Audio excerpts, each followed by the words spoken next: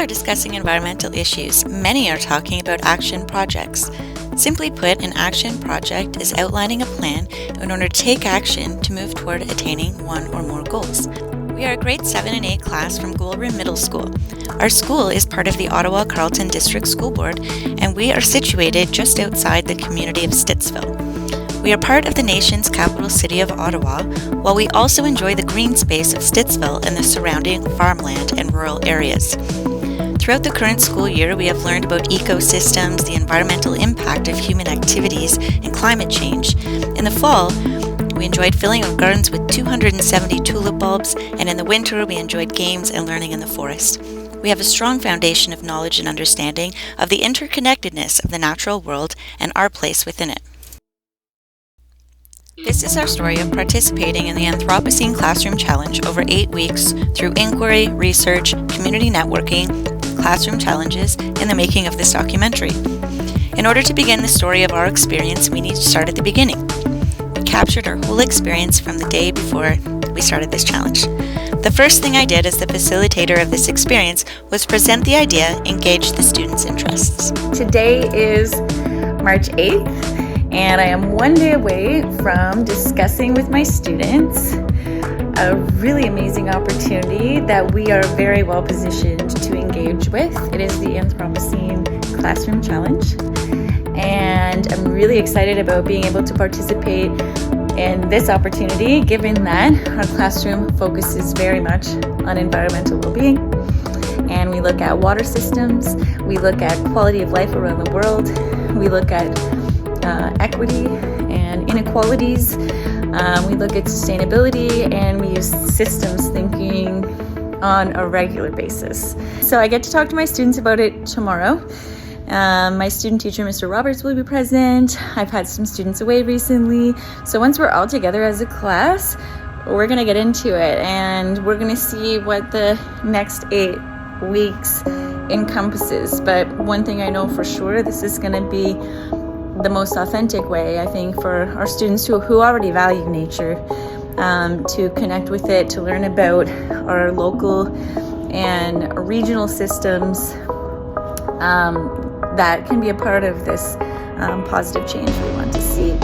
So stay tuned. Let's see how the next 8 weeks unfolds. Okay, I'm going to introduce to you guys the potential opportunity that we have and that we might want to decide to engage with for the next 8 weeks. So just before the end of February, I was online and something came across my screen as I was scrolling on by, and it was something that really struck my interest because it was associated with a field trip and an experience that I went on with a former class. So it would have been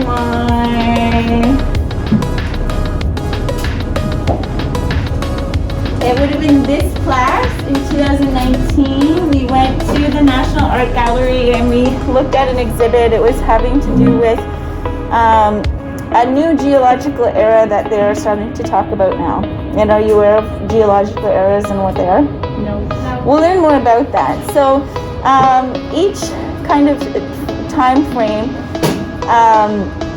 is named after, what's most prevalent within that time period. And the time period right now that we're in is known as Anthropocene. And the period of time is called that because if we look at the start of the word, what do you think it's associated with? Which is associated with what? If you're hearing anthropology, Anthropocene, people, yes. So the time period that we're in now is the most marked impact is being experienced as a result of human activity, and we've been learning a lot about that. And some of the things that we are leaving behind in the environment that will be here for much time after we are gone are going to be things like concrete. We're leaving an ecological footprint with a lot of the materials that we're using in our way of life and whatnot.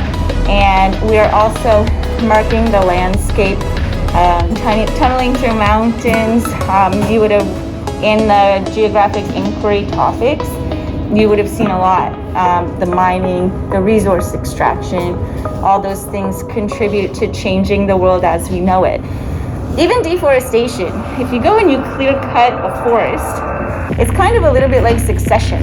The forest is established with a high canopy of trees, and all the species around it are going to be able to thrive under those conditions.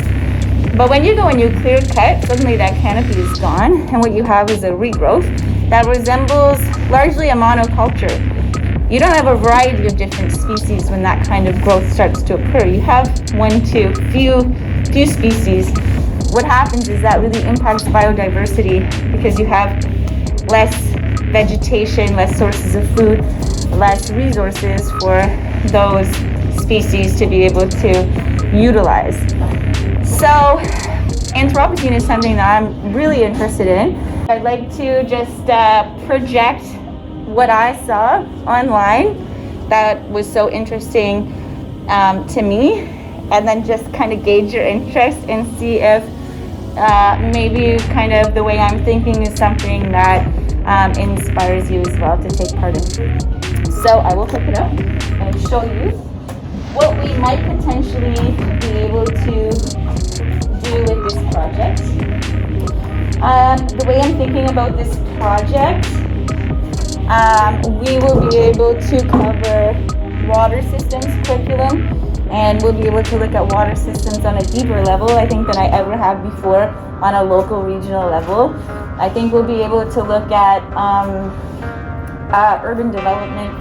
I think we'll be able to look at waste management. We're just coming hot off systems, so I think that's going to be super relevant. But the biggest reason why this is of interest to me is because I've learned over time that you can go and you can tell people what you think is right and you can scream it from the rooftops, and you can go to Parliament Hill and you can, wave your signage and whatever message you want to write on it. And it feels like you're doing something when you take those big actions and you want to be visible and be heard. But what I've come to realize in the last couple of years is that what we're doing here is making a difference. We don't need to go to Parliament Hill. What we are doing right here and what we can do potentially with this project is going to be the type of change that we need to see on a micro, smaller level, because all of the big changes start with something small. So let me share with you what it says online, and we'll just I'll catch the vibe and see if it's something you think we could really get involved with in a meaningful way. This is Edward Bertinsky, the photographer, and it's really cool because when you get into analyzing soil, river systems and whatnot, actually it's just like looking at the rings of a tree. You can tell the age of the tree by the rings. You can also look at things like pollution and ecological footprint by looking at the layering of different soils or waterbeds, which is very interesting. And we're going to be leaving a lot of concrete and other materials behind that are definitely going to change the landscape of our planet. So to get classrooms involved in learning about the Anthropocene and raising awareness of human impacts on the planet, students will be challenged to create their own mini Anthropocene project. I'm obviously through the roof excited about it. My thing is, do I have an engaged group of people? I know you guys all have the capacity to be super successful. I think we were made for this, but it's are your hearts gonna be in it? Do you want to kind of slow and wind down the year, or do you want to kabam it, and make the most of it? That's wonderful. I was thrilled that the class said yes. To apply our skills and learn about local environmental issues in Ottawa, we decided to form groups in order to get a strong general understanding of a range of topics. Once we established our groups, we wasted no time to begin our group research.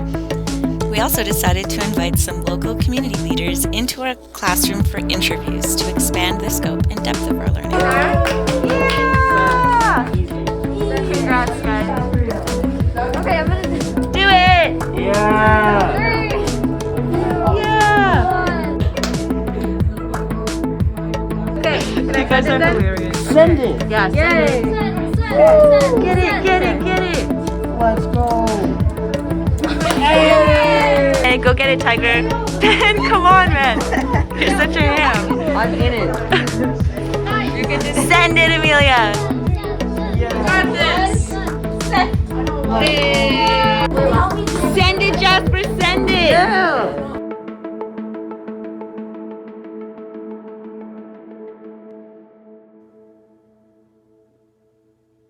When I got the email back from Jim Watson, I was so excited. I practically jumped out of my chair and squealed. And that was the moment when I realized this was really happening. And now I'm super excited about that interview, but still nervous. Over the course of the next 4 weeks, our class began group research and prepared for our interviews. We are so grateful that our guests were eager to support our work. City of Ottawa Councillor of Ward 6 Stittsville, Glenn Gower, was the first to join us in the classroom on March 28th.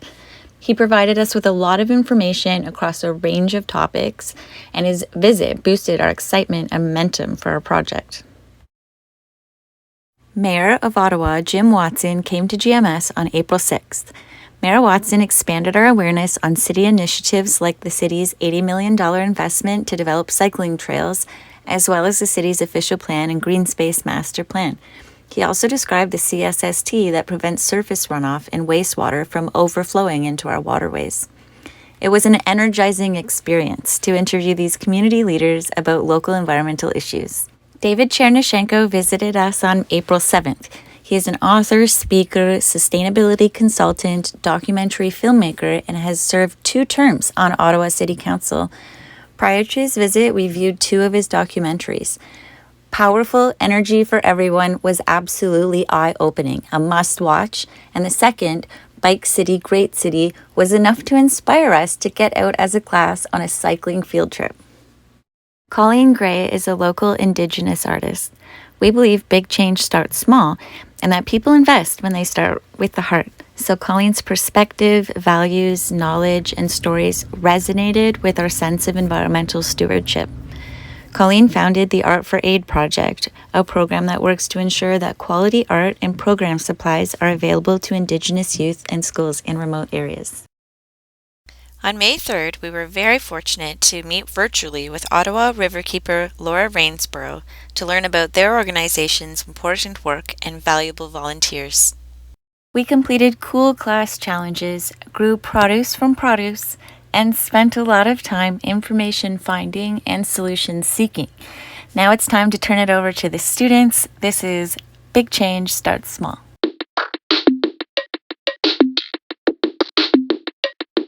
We open a faucet and clean water comes bursting out. It's easy to ignore the amount of fresh water we use daily. As Canadians, we should know where our water comes from and understand the true beauty of our local watersheds. Hello, my name is Max and welcome to Big Change Starts Small, Water Usage and Treatment.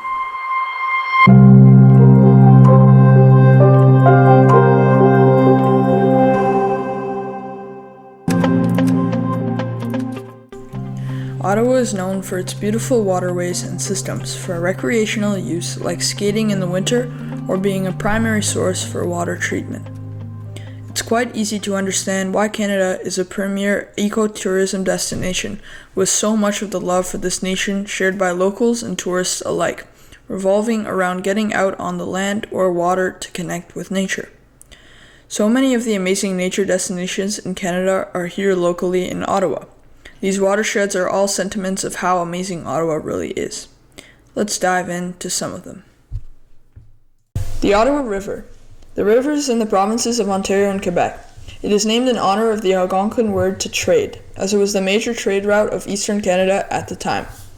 For most of its length, it defines the border between these 2 provinces. At a length of 1,271 kilometers, the river is no longer a major transportation artery, but is an important source of hydroelectric power. Hydro plants supply electricity for several parts of Quebec and Ontario. The Ottawa River is also being cleaned and maintained by one group, the Ottawa Riverkeeper. Rideau River. The Rideau River is a river in eastern Ontario, Canada. The river flows north from Upper Rideau Lake and empties into the Ottawa River at the Rideau Falls in Ottawa, Ontario. Its length is 146 kilometers. Rideau Canal. The Rideau Canal, also known unofficially as the Rideau Waterway, connects Canada's capital city of Ottawa, Ontario, to Lake Ontario and the St. Lawrence River at Kingston. It is 202 kilometers long. The Rideau Canal is a UNESCO World Heritage Site and is the oldest operated canal system in North America. This incredible water system is used as a skating rink in the winter and one of the most known attractions in Canada, and was used in case of war with the United States.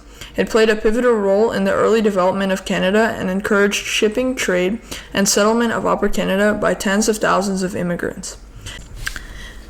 The canal, including its tributary, lakes, and rivers, is an important economic, environmental, and recreational resource used by boaters, shoreline residents, businesses, and vacationers every year.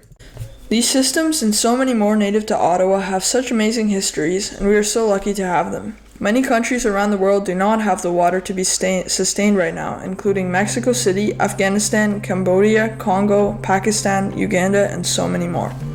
It is important to understand that we only have so much water at 1% fresh water accessible to humans. When we turn on our taps, clean water comes out instantly. But have you ever thought about how that water goes from dirty to clean? This is the City of Ottawa's drinking water treatment process. Step 1. Intake. Water from the Ottawa River enters a treatment plant through a large intake pipe where a screen filters out weeds, fish, and garbage. Step 2. Coagulation. The water is portioned into tanks and coagulant chemicals are added. Turbines rapidly mix the water to evenly distribute the coagulants. Step 3. Flocculation. The water is poured into another tank and larger turbines slowly mix the water. The slow mixing causes the particles and coagulants to collide. After mixing, the coagulants attract the particles, forming large, heavy masses. Step 4. Sedimentation. Due to gravity, these large masses sink to the bottom of the tank over a period of several days. The clean water on the top is removed and collected, removing 95% of impurities in the water. Step 5. Filtration. The remaining fine particles are taken out through several filters, made of materials such as gravel, activated carbon, resin, and reverse osmosis membrane. These filters only allow the smaller water particles through, and so the larger particles are caught and taken out. Step 6. Primary disinfection. After filtration, the water is portioned into tanks and chlorine is added to get rid of any remaining microorganisms. Step 7. pH correction. The pH level of the water needs to be corrected to be safe to drink. pH is an indicator of the amount of acid or alkaline in the water. The normal pH range of drinking water is 6 to 8. If the water is not acidic enough, synthetic magnesium oxide is added. If the water is too acidic, calcium carbonate is added. Step 8. Secondary disinfection. Chloramine is added to the water to prevent microorganisms from entering as it travels throughout the distribution network. Step 9. Fluoridation. Fluoride is added to the water to prevent pipes from eroding during distribution. Step 10. Testing. Finally, treated water is tested to make sure it fits specific qualifications to be distributed for Ottawa citizens. Once it fits these qualifications, the cleaned water is distributed across Ottawa and into your tap to drink. When plastics are thrown away, only a small amount is recycled. The rest end up in landfills or in oceans, lakes, and rivers, where they eventually biodegrade, right? Not quite. Most plastics never fully biodegrade and instead break down into a form of plastic called microplastics. Microplastics are defined as small plastic pieces less than 5 millimeters long, barely visible to the human eye. There are 3 main sources of microplastics: synthetic fibers, breakdown from larger plastics, and microbeads. Microplastics can take hundreds to thousands of years to break down, and because of their tiny size, follow our waterways and water systems.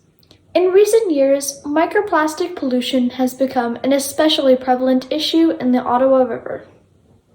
A study led by researchers at Carleton University found an average of 0.1 fragments of microplastics per liter of water from the Ottawa River. Microplastics were found in all 58 sample sites across the river, with some levels similar to pollution in the Great Lakes tributaries and some European rivers. Between 70 and 100% of microplastics collected were synthetic fibers, with microbeads coming in second. Most interesting of all, the concentration of microplastics was up to 16 times higher downstream of this wastewater treatment plant, the Robert O. Pickard Environmental Center. Many microplastics are too small to be filtered out in wastewater treatment plants, so the treated water that is emptied into rivers and lakes contains microplastics.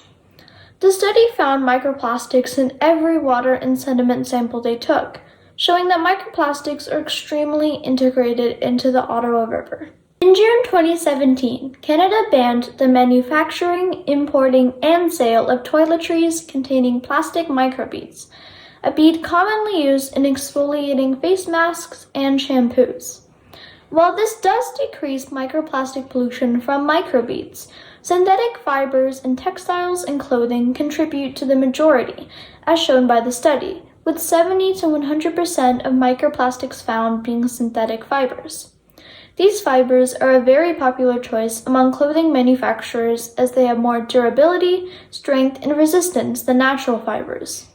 Synthetic fibers include polyester, nylon, acrylic, acetate, lyocell, microfiber, polypropylene, polyvinyl chloride, rayon, and spandex.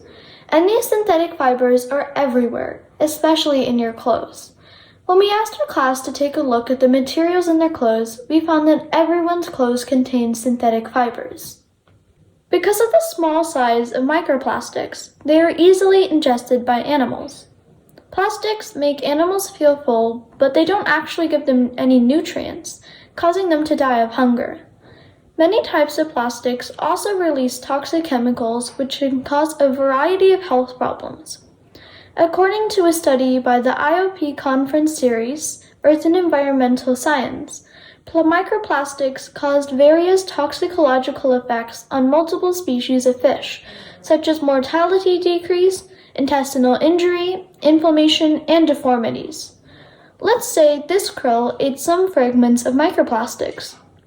It's then eaten by this minnow, who also ingests those microplastics. That minnow is eaten by this bass, who is finally eaten by this gray blue heron. Now these microplastics haven't just been eaten by one krill, but is carried up the food chain and through the ecosystem. But microplastics haven't just been found in marine animals. It's been found in humans too. Microplastics have become so prevalent in the environment that they've made their way into our food. According to Yale University, research suggests that humans are consuming more than 100,000 microplastic particles each year. If the marine animals we eat have ingested microplastics, we are eating those plastics too. According to a study by Science Direct, people who eat large amounts of shellfish are also eating an estimated 11,000 plastic particles each year. And it's not just seafood. The majority of plastics end up on land and in agricultural areas, according to the American Chemical Society. When extremely small microplastics, only visible to microscopes, enter agricultural soil, they can be absorbed by plants. And because of these reasons, a study published in Environment International found plastic in the blood of 17 of 22 of study participants, about 77%. It's just become so pervasive. You've got that list there. It's in everything now. We're now in a world where I don't by any means want to say stop trying, but we're at a point where those microplastics have just found their way over 20, 30 years out into absolutely everything, where they're, finding it in the Arctic, finding it in the Antarctic, finding it in our water, finding it in our food. I think it was yesterday, finding it in the lungs of patients who are going in for surgery. They're now finding that there's microplastics in the lungs of every single patient going in. How could there not be? Because it's in everything. But that plastics are not natural and don't break. If they do eventually break down, they take a long time to break down. What is that ultimately doing to our health and to other species who don't even have the benefit of knowing that it's there and they can do something about it? I don't know. I suspect it can't be good, just because we as biological species, we have systems that are able to break down, filter out and break down certain things, and plastics, maybe we can cough out some of it, we can defecate and urinate some of it out. Okay, that's good, but some of it's going to stick in our bodies, and over the long term, the non-scientific response is that can't be good because it isn't part of our natural system. The problem with microplastics is how tiny they are. They can't just be picked up and thrown away, and so getting rid of them is an extremely challenging task. The Recycling Council of Ontario stated that 3.25 million tons of plastic waste are produced each year in Canada, with Ontario being responsible for 1.24 million of these tons. All of that plastic waste will eventually turn into one thing: microplastics. And with microplastics being found in our water and food, the plastics we are putting out in the world are coming back to us. Water usage. Water is crucial to our bodies, our jobs, and our lives. Water is used in ways that protect your body organs and tissues, carry nutrients to your brain, keeps you hydrated, and more. But it also works in ways that are unexpected. Let's start with some facts on water usage. Nearly 97% of the world's water is salty or otherwise undrinkable. Another 2% is locked in ice caps and glaciers. That leaves just 1% for all of humanity's needs. All its agricultural, residential, manufacturing, community, and personal needs. According to Environment Canada, our water consumption indoors is mostly from showers and baths. In a 10-minute shower, 21 gallons of water is used. After this comes toilet flushing. It takes 2 gallons of water per flush to an average total of 10 gallons daily. Then comes laundry, the kitchen uses, and finally cleaning. According to Denmark, a typical person in Canada consumes 335 liters of water daily, 30% or 100 liters of which will become black water. As of now, black water is often untreated and unused, leading to millions of gallons of water wasted each year. Fortunately, black water can be recycled and reused. After treatment, black water can be used for irrigation, toilets for flushing, and other non-consumptive activities.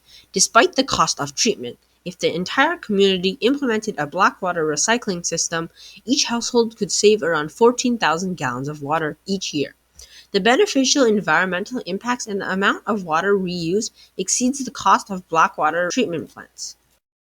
Water is also used in ways you might not expect. Virtual water is used in everybody's daily lives. But what is virtual water?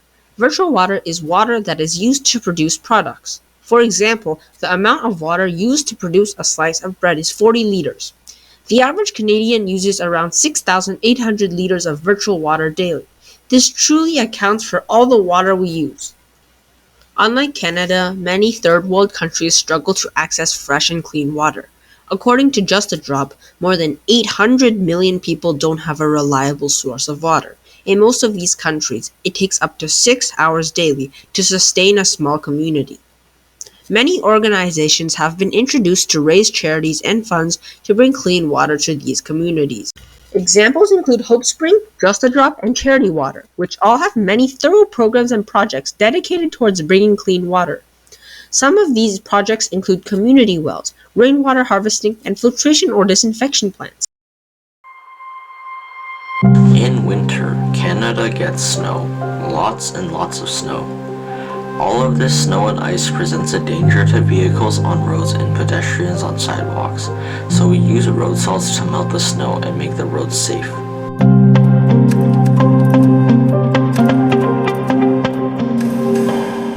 According to CBC News, the city of Ottawa uses 185,000 metric tons of salt per year, but over the years, road salt has built up and contaminated our local environment.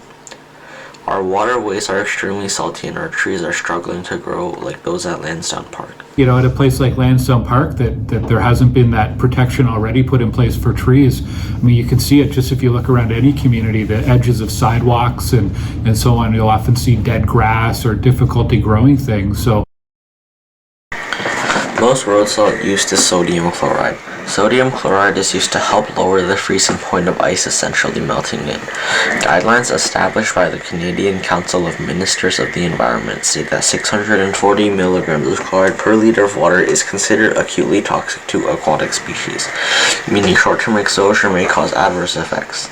According to the Ottawa River Keeper, every creek tested was above the chronic toxicity level of 120 milligrams per liter of water, and some creeks were even 5 times the acute amount of 640 milligrams.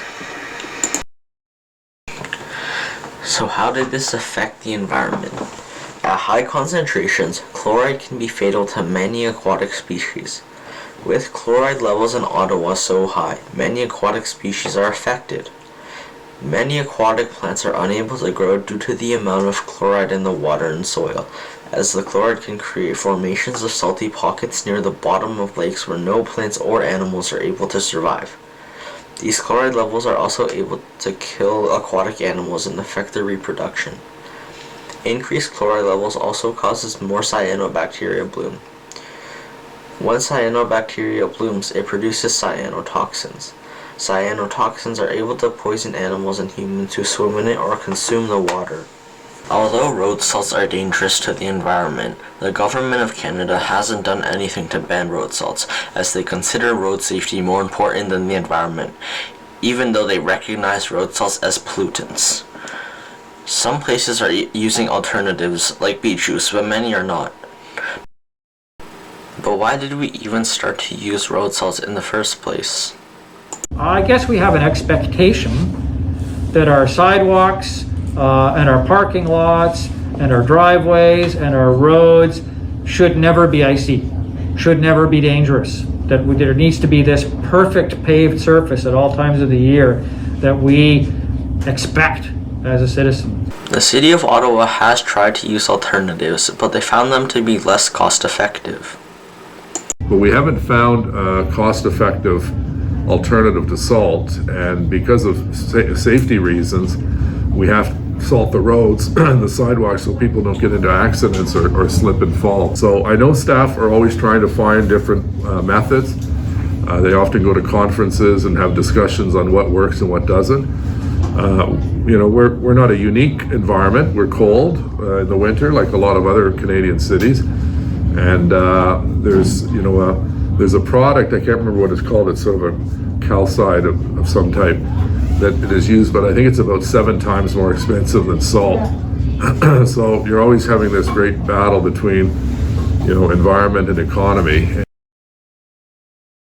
But even though these alternatives are less cost effective, they don't harm the environment, which is why we should consider using them. While interviewing Mayor Watson, he stated that the Ottawa River Keeper was his go-to source about the Ottawa River watershed. While interviewing them virtually, I asked a question about affordability versus sustainability. A key example that comes up here is around climate change, and we often think that, or one story that we tell ourselves is that it is too costly to make changes now in relation to the climate crisis. But when we look at the long-term cost and you really take the whole picture into account, with extreme weather events, it becomes very costly to manage the impacts of the climate crisis. So oftentimes when you take the whole picture into account, the cost issue is actually not so much a concern. But we need to really be persuasive in our arguments to make sure that it's clear what those long-term costs might become, and then the value of making those short-term improvements for the long-term benefit really start to shine through. So I think there are really strong persuasive arguments to be made. And we also have to celebrate when those who are in short-term positions, like governments, make those strong long-term investments, like with the CSST. So Ottawa Riverkeeper wanted to celebrate the City of Ottawa putting that CSST into place. And so one example is that Mayor Jim Watson was given our Water Leader Award, and because we definitely want to celebrate when those positive changes are made. If you're just hearing about the Ottawa Riverkeeper now, here's some more information about what they do. So my name is Laura Rainsborough, and I'm the Ottawa Riverkeeper. What that fancy title means is that I'm the lead staff person with the organization called Ottawa Riverkeeper. We're one of over 300 waterkeeper organizations around the world. And the whole idea is that if we work at home in protecting our waterways, and if around the world there's always people working to protect their waterways, then together we will care for the water of the earth. The organization has been around for now 21 years, and our work is really to promote and protect the Ottawa River watershed, making sure that the river itself and all of its tributaries are cared for. So if there are issues threatening the health of the river, that we will bring attention to those issues, we'll raise awareness about them, and we'll also make sure that those who are responsible for making decisions in the best interest of the river are informed and held to account with their decisions.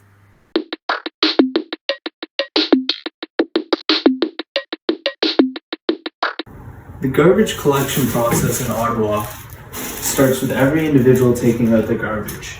Once every 2 weeks, garbage is collected at the end of the driveway. At the moment, the citizens of the City of Ottawa produce approximately 400 tons of garbage per day. Every day, about 40 trucks from the American company Waste Management make over 1,000 stops to collect about 10 tons of garbage each. Each one of the trucks brings back the waste from around the city to the Trail Road landfill, where it is piled up and compacted by heavy equipment operators. The Trail Road landfill is about 85 hectares, which is over 150 football fields in size. Most of that space is now full.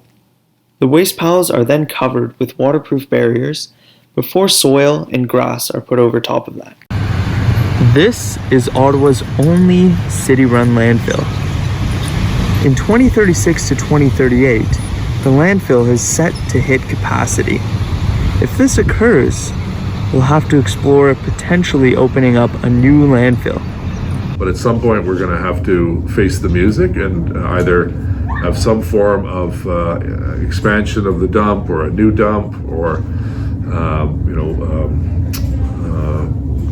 incineration, which they just opened an incineration which is a higher standard. It's not spewing out pollutants like the old incinerators. However, landfills do have negative effects on the environment.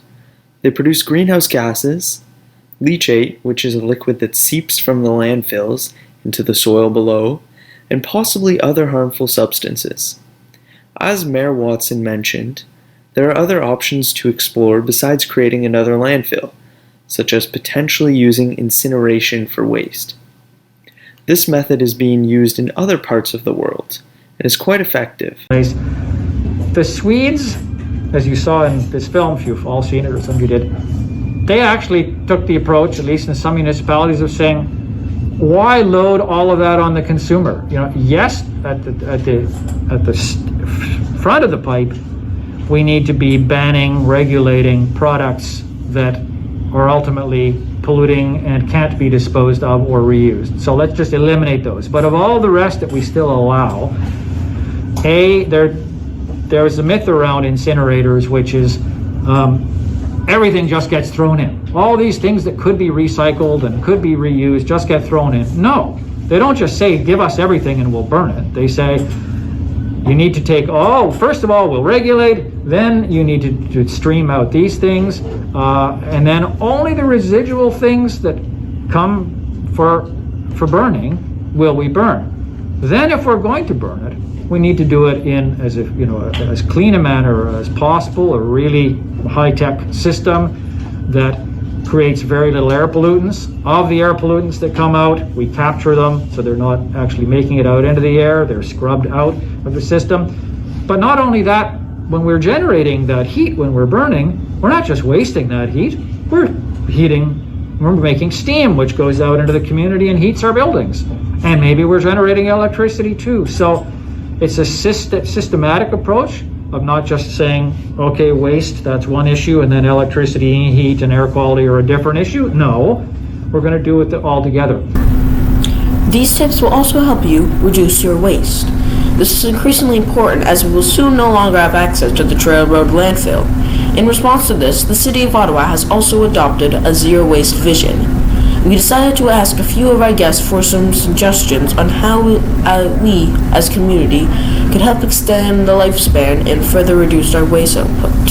Here are some suggestions that they had.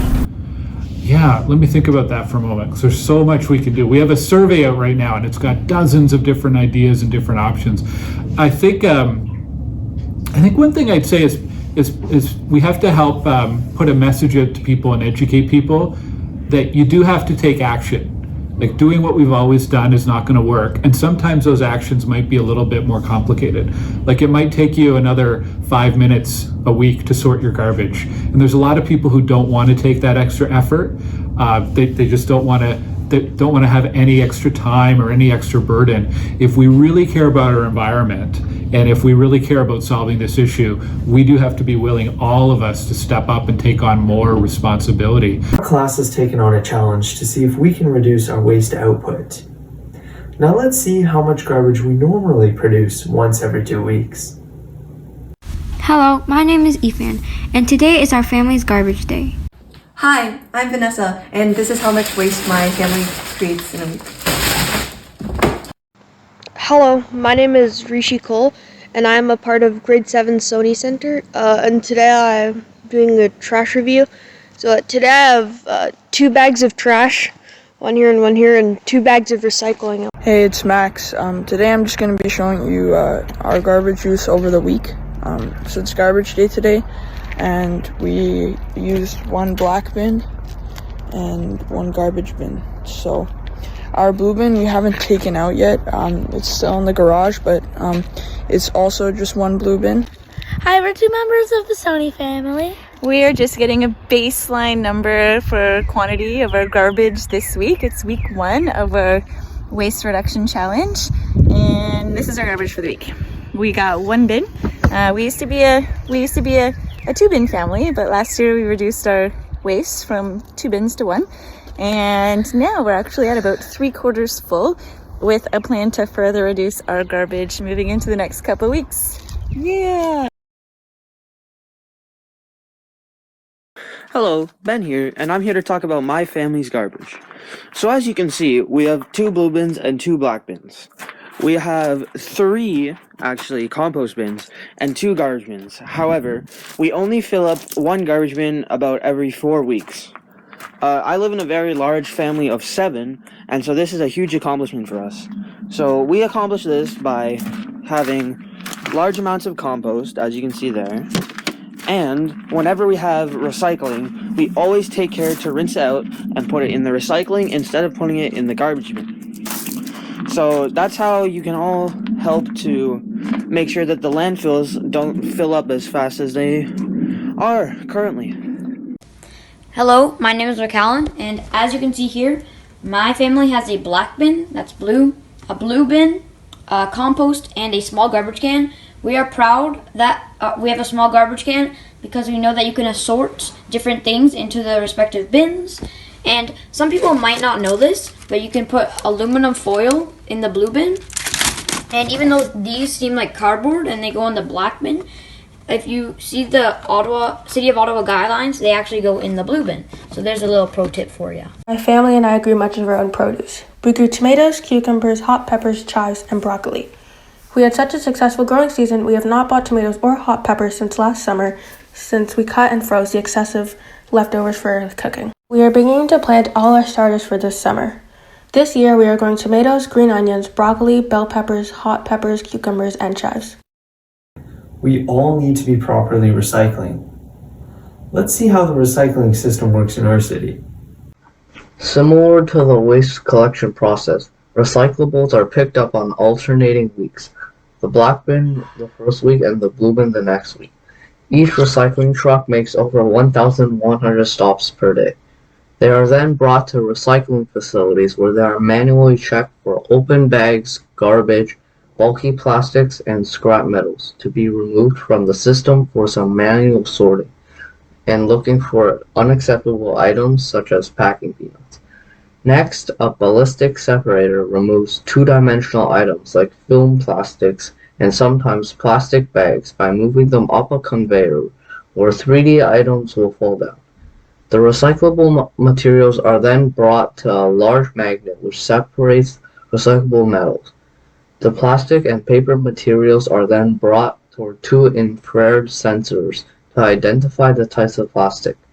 Plastics are then blown by air jets into the appropriate chutes, which are used to separate between number 1 plastics, number 2 plastics, cartons, and then number 3 to number 5 plastics. Then they pass into an eddy current machine. This machine uses positive and negative energy to separate aluminum. Finally, they are sorted again by a machine. They are finally then baled into large cubes for manufacture. These plastics are then made into other plastics and then sold. However, there are still many challenges to this process, which we will talk about next. According to a 2019 study by the Environment and Climate Change, Canadians dispose of about 3.3 million tons of plastic each year, and only 9% of the plastic is actually recycled, and 79% of it is either in landfills or in the natural environment. At this rate, by 2050, there will be over 12 billion metric tons of plastic waste in landfills. Up to 75% of garbage can be recycled, but most of the poor recycling quality is due to a lack of education and not knowing what can go in each bin.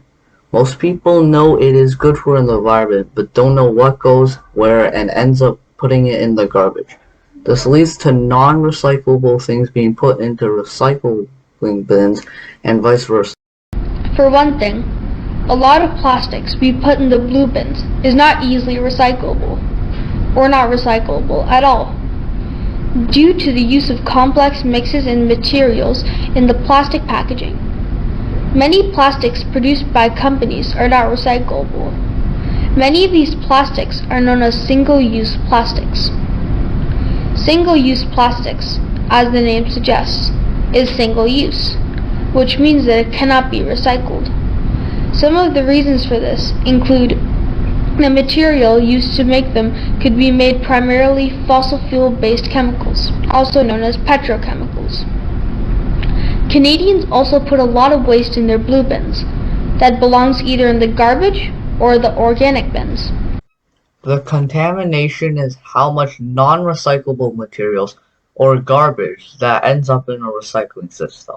There are still many places such as Toronto, Edmonton, and Halifax with very high contamination rates. This is why it is important to educate people about what goes into the recycling bins and what doesn't. Working in the recycling industry also comes with many safety risks, including chemical exposure, combustible dust explosions, machine guarding hazards, and exposure to powerful equipment with moving parts. Additionally, 4% of plastic is incinerated, which lets toxic chemicals go into the air, water, and soil.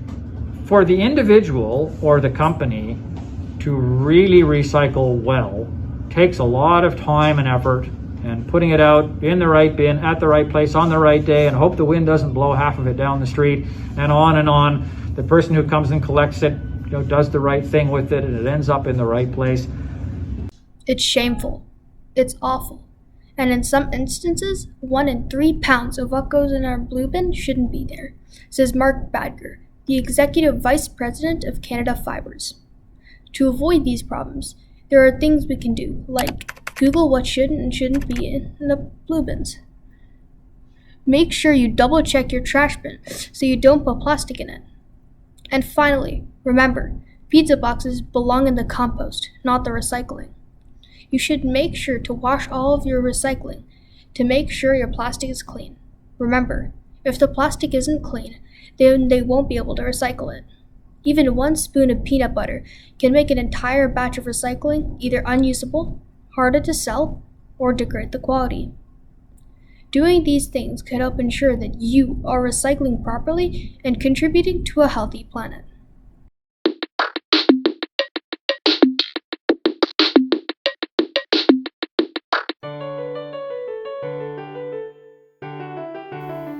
What is urban development?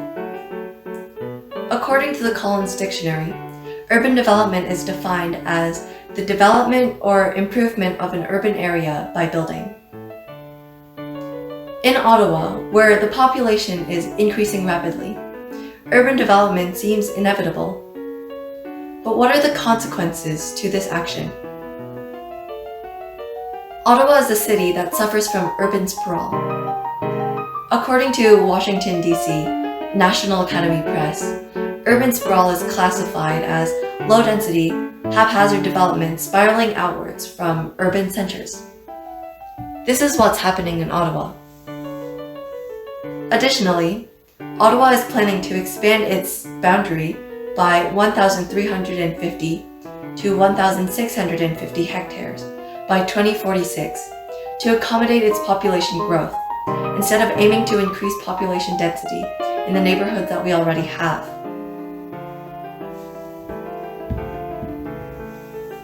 Biodiversity refers to the variety of life on the planet. Conserving biodiversity is important because if some organisms are taken out of an ecosystem, the structure of the ecosystem breaks. We'll discuss this in further depth later on.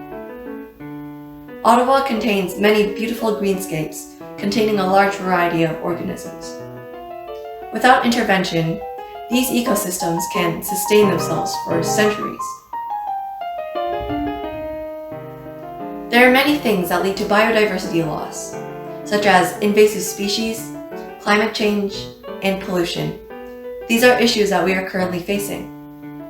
However, there are many small actions that we can take as citizens to prevent biodiversity loss. Rapidly expanding city with an estimated number of 26 people daily moving to the city. As such, we are constantly building more homes, and yet we are sacrificing our green space to this cause. This is why green space protection is important in today's society. The official Green Space Master Plan, green space is defined as either land for the leisure and recreational use of the public or land preserved for the natural environment. The Ottawa area has many protected green spaces and NCT trails such as in Gatineau Park in the neighboring province of Quebec. These spaces are home to a variety of wildlife and ecosystem, thus making their protection key. One of these green spaces is the Britannia Conservation Area. The Britannia Conservation Area spans 79 hectares and hosts many forests, a small lake, and nearly 5 kilometers of trails. It is also home to hundreds of species of wildlife such as frogs, foxes, and turtles. In spaces, Ottawa hosts many NCC trails as part of its green belt. These trails are maintained by the city and are all available for public use, such as walking, biking, and hiking. So the maintenance and upkeep of these trails are important. Municipal government is investing in our green spaces to make them more cyclist and pedestrian friendly. Well, we did receive again a gold standard from Share the Road Coalition, which is a national cycling organization. To the cycling community, we never quite do enough. But in the last term of council, we invested over $80 million on cycling initiatives, including adding bridges. If you know where the Glebe is, the Flora Footbridge was $21 million, and that's just for cyclists and pedestrians. So we've expanded the cycling network, I think in the last 10 years by over 60%. It's quite extensive now, but there are some points where the cycling lane ends and there's no room for it to continue, and we have to put in sharrows, which are these chevron things which people don't like. So, we have a very aggressive plan to continue to make Ottawa a bicycle-friendly city, which I believe it is. Sadly, too many people still die as a result of bike accidents. We have to do a better job of education. We also are the first city to have an urban segregated bike lane on Laurier Avenue that was launched several years ago. We now have complete streets on Churchill, on Main Street, where there are segregated bike lanes in the urban core. And we'll continue to do that. You know, you've got a great path system along here in Stittsville where people share the road between cyclists and pedestrians. And the more of that we can do, the better, not only for the people's health, but also for the environment. So, you know, as I said, $80 million is a lot of money, and you know, unfortunately, there's some that think the pot is bottomless in terms of money. We have to prioritize so many other different priorities: public health, police, fire, ambulance. But I'm proud of the fact that this council will have spent more money on cycling than any council in the history of Ottawa. It's Gatineau Park. I am there probably twice a week, if not more, on cross-country skis or by bicycle. I love that combination of being physically active and being out in nature. You can really, I suppose, both get the endorphins and the physical thrill at the same time as appreciate where you are. There's parts of the city that don't have the natural spaces, the trees, the calm areas where you can go for quiet and calm. And I think that's unfortunate, and we need to work to make sure everyone has that opportunity.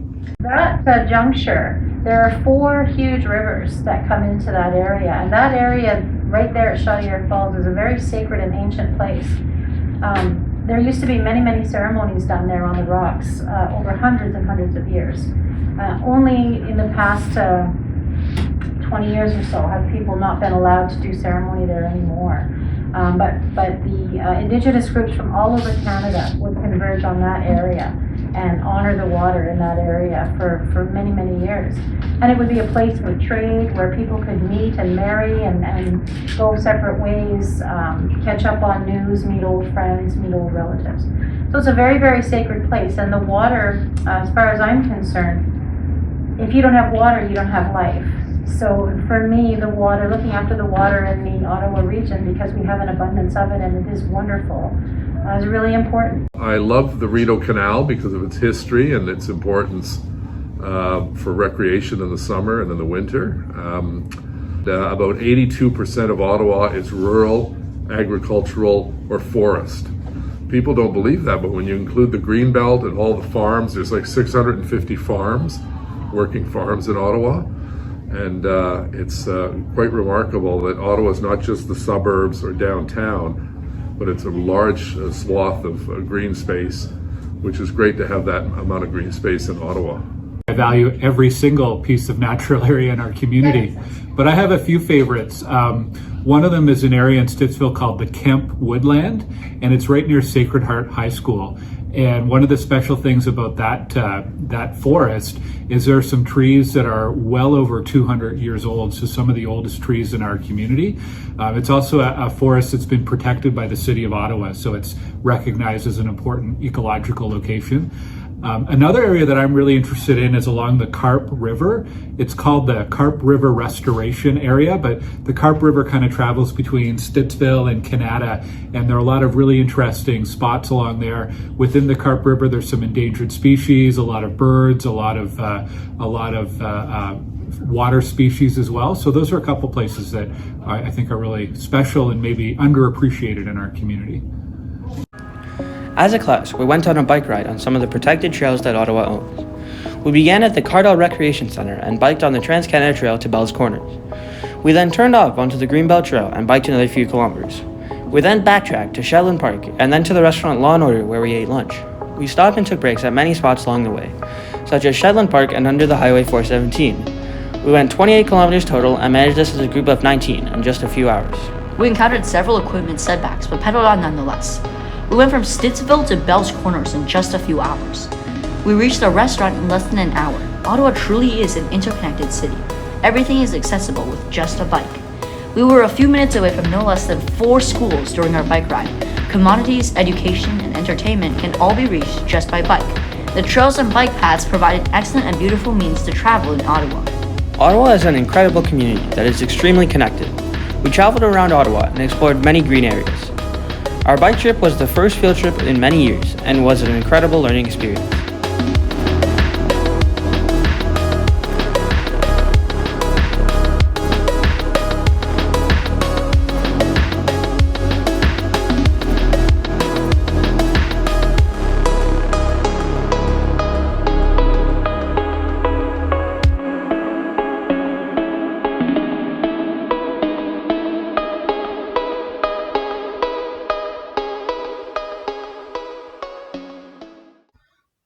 Ottawa is a city that contains beautiful green spaces, but as the city's population grows, urban areas grow as well. Although housing for new families who move to Ottawa is important, the reduction of green spaces is a terribly unwanted side effect. Although the destruction of green spaces is a very simple task, the recovery of it is much harder. Because of this, some precious areas must be protected. Our city, Ottawa, has created a green space master plan to help preserve some of the limited green spaces we have left. Ottawa is a city that prides itself on its green aspects. It hosts a large variety of parks, bike paths, waterways, and more. An important part of how we handle green spaces is the Green Space Master Plan.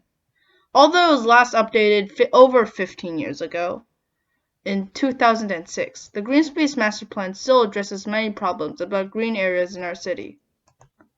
The official plan has several goals and objectives planned for implementation. Currently, the City of Ottawa is trying to control or prevent urban sprawl. They want to limit urban development in certain areas. So this prevents the takeover of farms or other rural areas. So Ottawa has an extremely rapidly growing population and new housing has to be created. Yeah, the challenge is what we're trying to do is to prevent urban sprawl, where people just go and build outside farther and farther away. And the reason that's bad, it's bad for the environment because you're having to travel longer distances to get everywhere you want. It's bad for the taxpayer because we end up having to pave more roads, plow those roads, build a library, add a fire station, a police station, and so on. And that's not good either. So, you know, what we have we want to protect as much green space as well. So the farther you go out, you're building on green space. So what we've tried to do, excuse me, is to ensure that we have a balance. There's going to be some expansion of the urban boundary because you can't just build within the core. There has to be some flexibility. Our city has an abundance of green spaces such as the farmland in the Greenbelt area. Even the more urban areas of Ottawa still have parks, lakes, or trails. But when more people move to Ottawa, housing will inevitably have to increase. Ottawa's goal is to grow established communities larger and taller, so this can reduce the spread of urban spaces, thus helping the environment and those who pay for the roads and buildings. By only building in certain areas for growing communities, you can prevent the further creation of unnecessary urban spaces and paved roadways. But with this plan, there are also many challenges that come with it.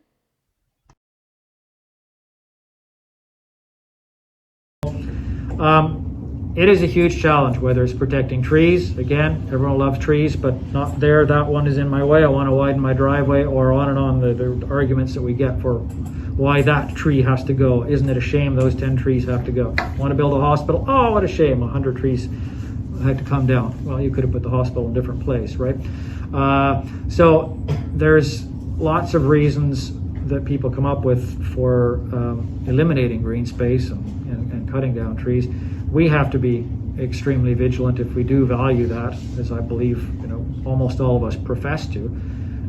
We have to be more vigilant about that and more willing to say no, and sometimes no to ourselves. Our city has a working plan on how we can hopefully control our urban sprawl. The leaders of our community are working towards a greener and happier future for our city. We can do our part by supporting our local green spaces, such as the forests, who host unique and important biodiversity. In a forest, there are a multitude of animals. Here in Ottawa, we immediately think of organisms such as the coyote, the deer, the maple tree, and the woodpecker. What we don't realize is that there are hundreds of other organisms in the woods that all play a very important role in the ecosystem. Think of organisms such as the snail, the frog, the rabbit, and poison ivy. Each one of these organisms are important in their own way. The snail feeds on plants, reducing overgrowth, and is fed on by birds and small animals. The frog provides food to a thriving fish population, and reduces the amount of bugs in the woods. The rabbit is a herbivore, so it only eats plants. This reduces overgrowth, but means that the population needs to be kept in check. This is done by predators such as the coyote. The rabbit is a main food source for many carnivores in the woods. Poison ivy is a food source for many herbivores. Humans and possibly some other primates are the only animals that get a rash from poison ivy. which means that poison ivy is a natural defense system for the forest from humans. Poison ivy is kept in check by all the herbivores inside the forest. A common theme in all these examples is that they are kept in balance. Every species is balanced by another species, which is the beauty of an ecosystem. Take anything out, and the whole system collapses. This is why biodiversity, or having a wide variety of species, is important.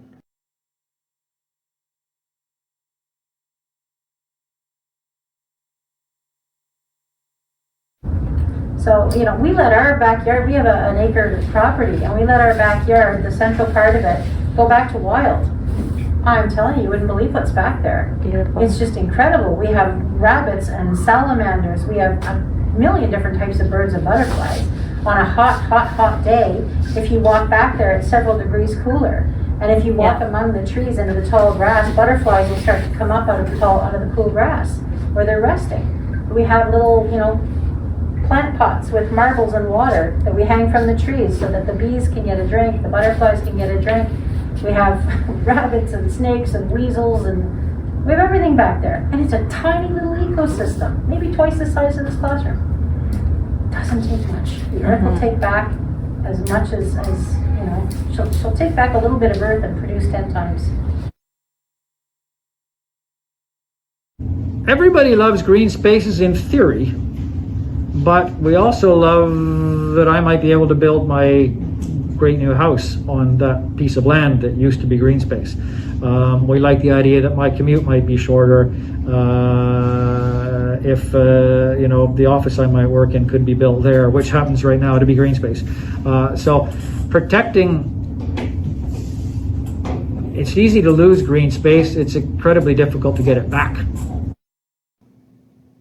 At Westwind Public School, human wants were prioritized above green space. Instead of pursuing options such as using the nearby park for play space, the school created more by removing a patch of forest. This created additional play space for students but removed a habitat for many animals. Examples such as this are common when talking about urban development. This is Max and Ben. We're checking out a local land use conflict here in Stittsville. If I'm seeing it, this is Westwind Public School, and this is just, they cut down a forest so that they could have more room for the recess area. So as you can see, this is right after they cut it, and this is just an example of urban development being a problem here in Stittsville. Oh, good question. This is Westwind Public School, not too far from here. And they had some trees that they decided to cut down to build more classroom space for the community, which I was really disappointed in because obviously trees are important for absorbing greenhouse gases, for supporting wildlife and habitat. So like we never want to see trees cut down. And it's always a balance around, the school was adamant that they needed more space for their playground. If you look at Westwind Public, it's amazing how much of their schoolyard is asphalt. It's not even grass, right? And we tried to explore some different alternatives with them, like could they use the park next door for their sports activities, for their play activities. Ultimately, I think what we need is more protection, more laws to protect trees. Protecting wildlife is therefore a big priority, but how exactly can we do this? Firstly, you can protect the ecosystem around your household. Actions such as not using chemical sprays to kill bugs, using a rake instead of a leaf blower, and not letting your pets roam free outdoors all make a difference in the fight to protect biodiversity. On a community-wide and city-wide basis, you can speak up for wildlife areas that are in need of protection. Your voice makes a difference and can bring the problem into a wide public notice. An example such as this is the Canada Golf Course. The golf course is a large swath of green space that the owners plan to develop on. When the land was bought, an agreement with the city was signed that decreed that 40% green space would be maintained, but the agreement was determined void in court as it was too aged to be of relevance any longer. This issue was brought into the public eye by the many residents who wanted it to be protected. Now players such as the Mayor of Ottawa are invested in this issue and are actively working to protect it. Yeah, in Canada there was an agreement by the developer and the community in the old city of Canada before amalgamation that said that the golf course, the Canada Lakes Golf Course, would be part of the 40% green space agreement that on the development around Kanata Lakes, 40% of the space, including the golf course, had to be green. And so while in the summer, when it's golf season, it's not really open to the public, it's open to golfers. But in the winter, it's used for, hiking and cross-country skiing and snowshoeing and things like that. And the community, it's completely open, even though it's owned by a golf company. They have to, under the agreement, allow people to use the land in off-season, basically. And the company wants to sell the golf course to a developer to put up a whole bunch of houses. And the community's fighting that right now. We're helping them fight that because that was part of the deal when people bought their homes, that it was going to be this green space, including the golf course. As a community, Canada bands together, and so can the world, in order to protect our only planet and the limited green space that we have left.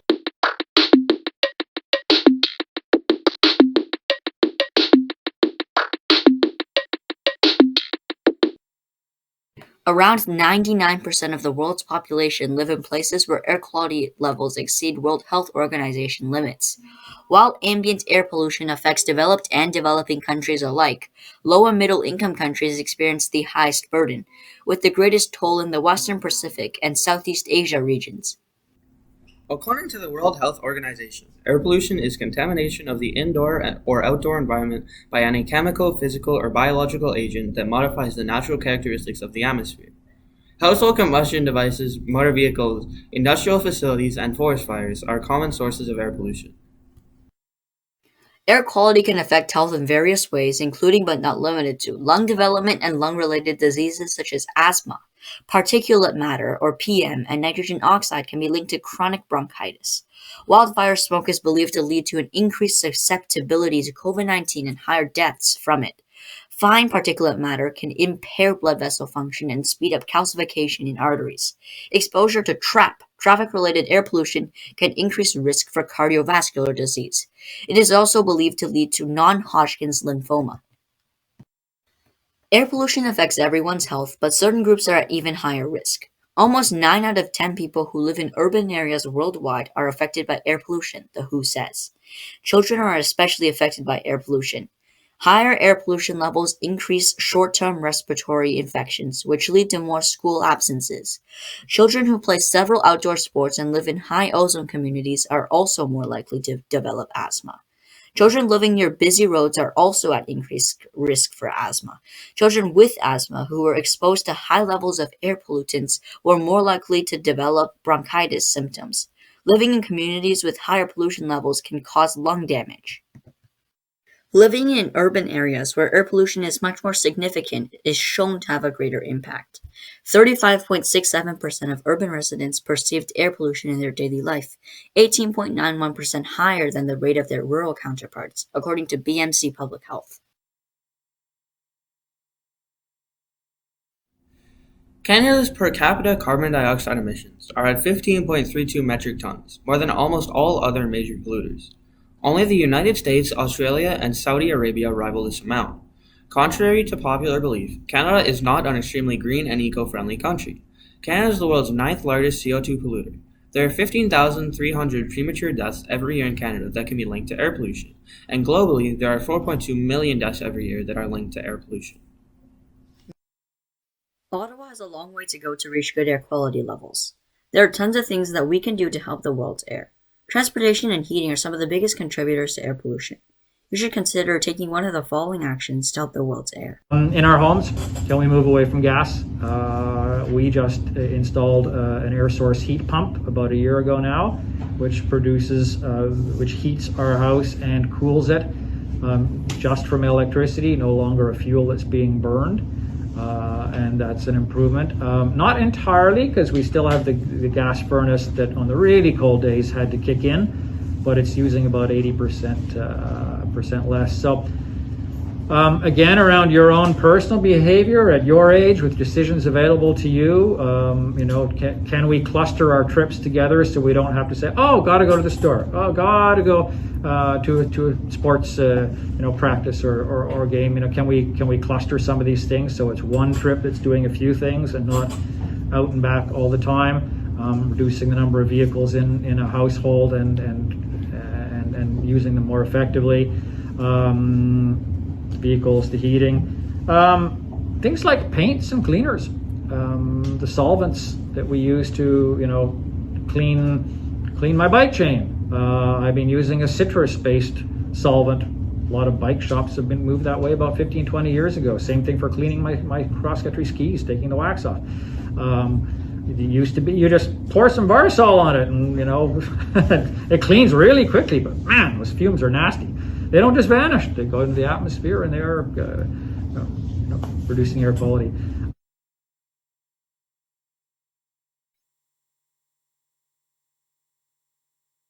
The environment and the economy are really both two sides of the same coin. If we cannot sustain the environment, we cannot sustain ourselves. Wangari Maathai. If and only if we can sustain the environment, can we sustain the economy and all other things vital for human life. The environment is a top priority.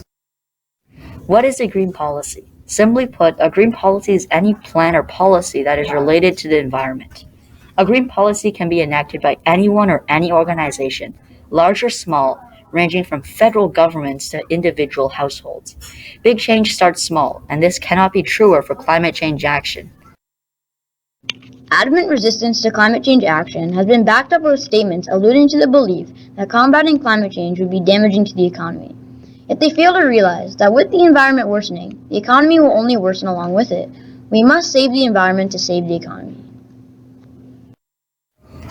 Even fossil fuel companies have made plans to transition to a greener future.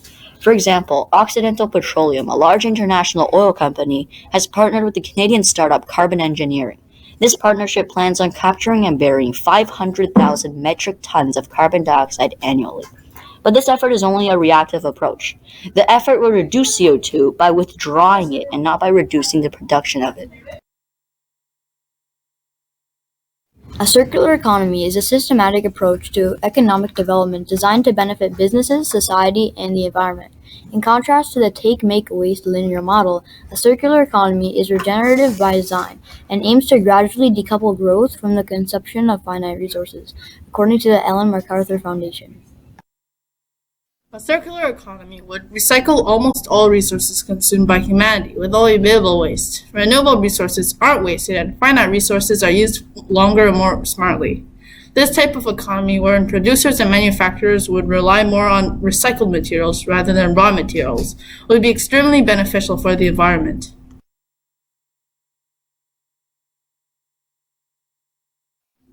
Ottawa has identified the main sources of greenhouse gas emissions produced by the community. The graph shows us that transportation and buildings account for over 80% of the community's GHG emissions. The City of Ottawa, the federal government, and the Paris Agreement highlight many things that governments can do. However, there's a lot that individuals can do as well. Buildings and transportation emissions could be severely reduced with green initiatives. For instance, more reliance on public transport or grouping errands. Building-related emissions concern heating, electricity, or other such commodities. Even minor actions can go a long way to reducing these emissions. You can unplug all appliances when away from a long trip, turn off all the lights when you're out, or maybe you don't really need to turn the heat up to 26 degrees in February.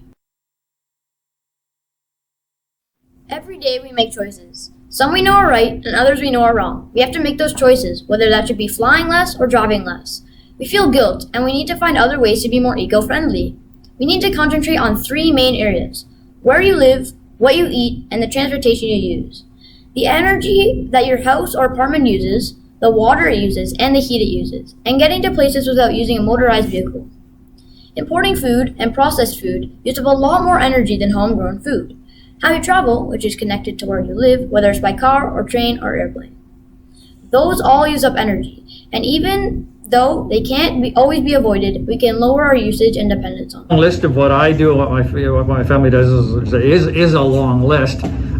They aren't all big things. There's lots of little ones. In any day we make choices. And there's some where we go, yes, we knew that was the right choice. It felt good. It was important to me. And there's others where you go, darn, that doesn't work today. You know, I had to hop in a car to come out here today. I could have said, no way, not doing that, not getting in a car, don't need to do that. On the other hand, I thought, well, here's a chance to share what I know, to hopefully give you a bit of passion, maybe a few facts, things to work with. So I have to make those choices. I'll be honest, I know perfectly well that we should not be flying anymore, or we should be flying far, far less. On Monday, my wife and I are going to France. Why are we doing that? Well, her family is all in France. She hasn't been there for 3 years, and that's important to us. But I'll be trying to do very little flying over, it's been 3 years. I'll be trying not to for the next number of years. And that's a choice where you sometimes feel like, oh, that hurts. I know I shouldn't be doing this. Damn, guilt, terrible me. How can I make up for it? How can I do better in other ways? Reducing household environmental footprints is not an easy thing to do, but we must start somewhere. Always take into consideration these 3 factors.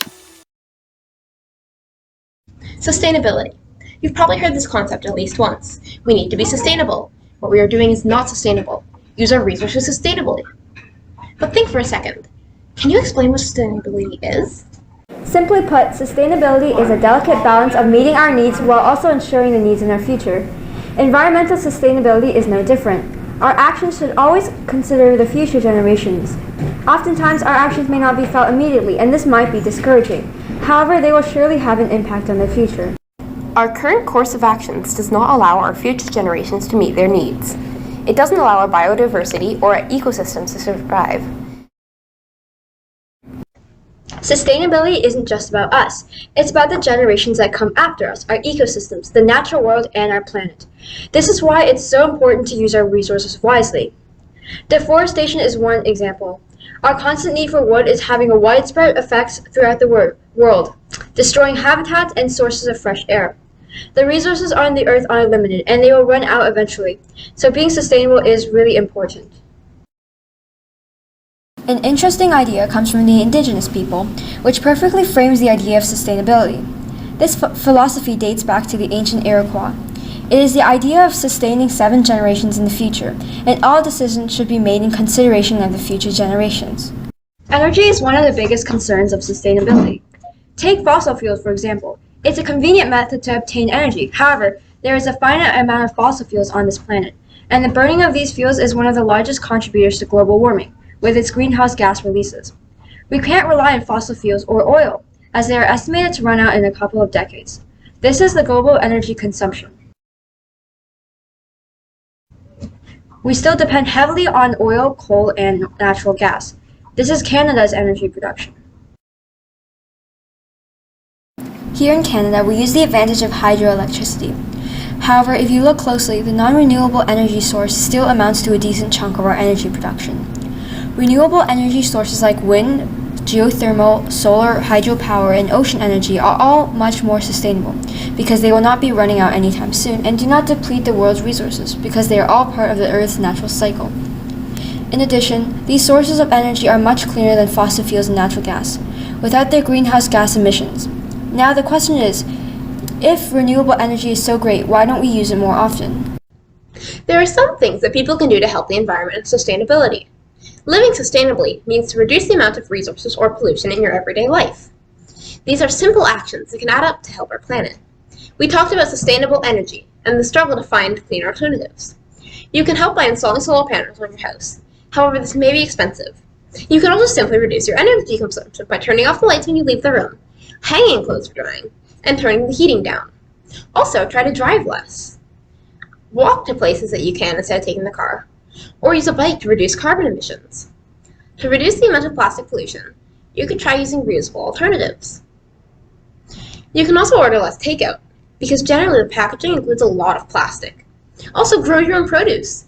This could help reduce the carbon emissions for the transportation of your produce and reduce the harmful pesticides which pollute the water and soil. Finally, know where you buy your products. Fair trade products are certified to be produced by a sustainable company. And remember, big change starts small. What we're doing right now is not sustainable. Even if we can support ourselves, it's not just about us now. It's about the people in the future, the environment, and not just surviving, but being able to thrive.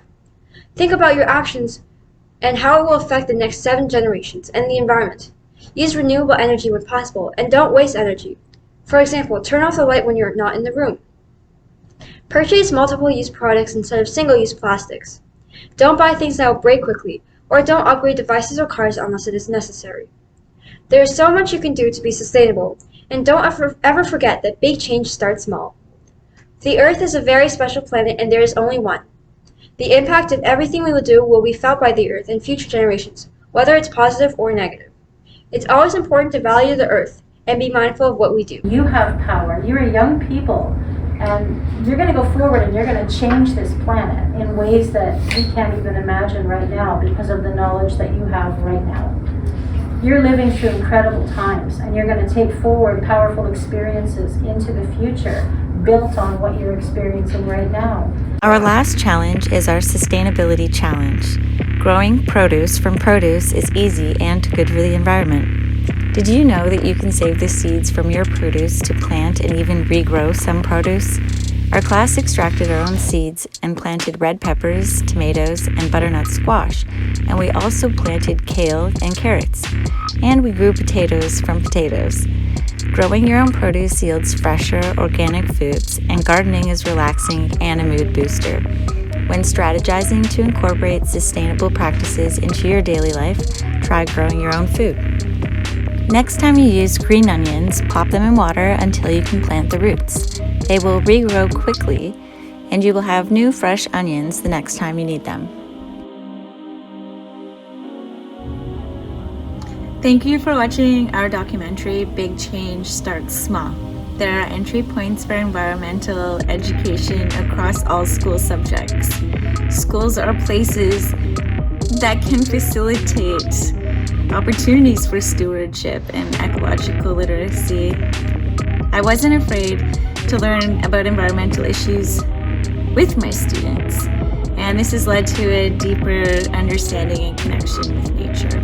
It is just so foundational to who we are as humans, who we are as a species, to be connected to all of the other species, the water, the air, the earth. It's very important that we have an education that honors this, that teaches about this. As a student and member of our community, I was really startled and amazed by some of the things I learned in the creation of this documentary. It was a surreal feeling to shake the hands of the Mayor of Ottawa, and the information that Mayor Watson, Councillor Gower, and so many more people, including David Chernushenko and Colleen Gray, had showed me. It had motivated me to work as hard as I could to create a polished and edited product for myself and for my team, the Water Group. Creating this documentary has been a completely new experience for me. I have so many takeaways, lessons, and have made numerous connections. I truly feel like that I have learned many skills from this experience. The Anthropocene Classroom Challenge was an amazing learning experience for the whole class. During the making of this documentary, I learned a lot. I learned how to edit, which was challenging because I had no prior experience whatsoever. I learned about renewable energy practices, such as using solar panels to sustain your own energy. Creating this documentary was very valuable, and I learned a lot from this project. It was nice to hear the different views and perspectives on our climate crisis from the interviews and to learn new things about our city. Of this documentary, I learned a lot about what I, a mere student, can do to help to make small positive impacts on our environment. While making this documentary, I was surprised how fun it was to make the parts, voice the lines, and take the pictures. I was surprised how well the groups worked together and made such good videos. I did not expect it to go so smoothly and turn out the way it did. I focused on the road salts portion of the water treatment and usage section, and many facts shocked me, like how Ottawa alone uses approximately 185,000 metric tons of salt per year. 185,000 metric tons of salt is a lot of salt, and Ottawa is only one of the cities in Canada. This documentary has been very fun and a new experience for me.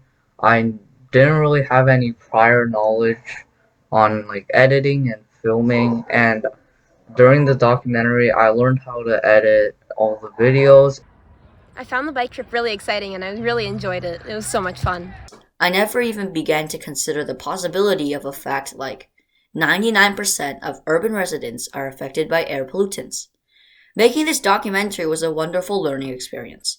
It was an interesting and fun experience for our class as a whole. I believe that the Anthropocene Challenge was truly very beneficial for our class. All of us worked harder than ever to create this documentary, and I'm super proud of our finished product. Most of all, I'm proud of how well we all worked together and how much we learned, both about environmental issues and about each other. Turn up the collar on, my favorite winter coat. This wind is blowing my mind. See the kids in the street, men love to eat. Who am I to be blind and pretending not to see their need? A summer disregard, somebody's broken heart, and a one-man soul. They follow each other on the wind, you know, 'cause they got nowhere to go. That's why I want you to know I'm starting with the man in the mirror. I'm asking him to change his way. No message could have been any clearer. If you wanna make the world a better place, take a look at yourself and then make the change, yeah. Na na na na na na na. I've been a victim of a selfish kind of love. It's time that I realize there are some with no home, not a nickel to loan. Could it be really me pretending that they're not alone? Or will all deeply scarred, somebody's broken heart and a washed out dream?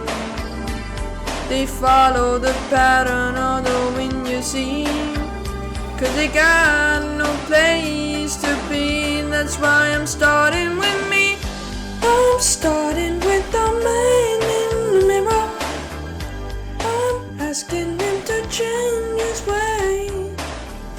No message could have been any clearer. If you wanna make the world a better place, take a look at yourself and then make the change, yeah.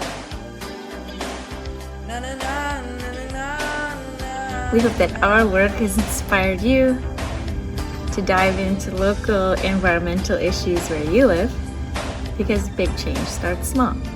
And even the big change needs to be advocated and pushed for by people like you and me. Big